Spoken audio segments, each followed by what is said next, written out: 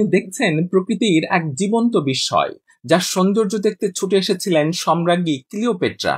আপনি কি ভাবছেন এখানে জমাট বরফের ভেতর পানি জমে আছে? আসলে এগুলো মোটেও বরফ নয়, বরং অনেকটা শক্ত পাথর। আর এমন স্থান পৃথিবীতে দ্বিতীয়টি নেই।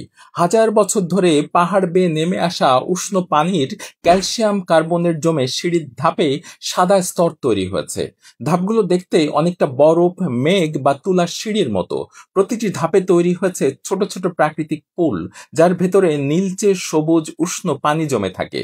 দর্শনার্থীরা এখানে খালি পায়ে হাঁটেন, যাতে এর গঠন সৌন্দর্য নষ্ট না হয়। এখানে যে পানি নেমে আসে তার তাপমাত্রা 35 ডিগ্রি থেকে 100 ডিগ্রি সেন্টিগ্রেড, ফলে শীতকালেও বরফ জমার সুযোগ নেই। আর ঠিক এর ওপরে আছে গ্রিক রোমান সভ্যতার হাজার বছরের পুরনো শহর হেরাপোলিস, যেখান থেকে শোনা যায় বিশাল থিয়েটার, মন্দির আর ইতিহাসের নিঃশব্দ পদধ্বনি। আপনি এখানে আরো পাবেন ক্লিওপেট্রাস পুল। কথিত আছে স্বয়ং ক্লিওপেট্রাও নেমেছিলেন এই জাদুকরী জলে।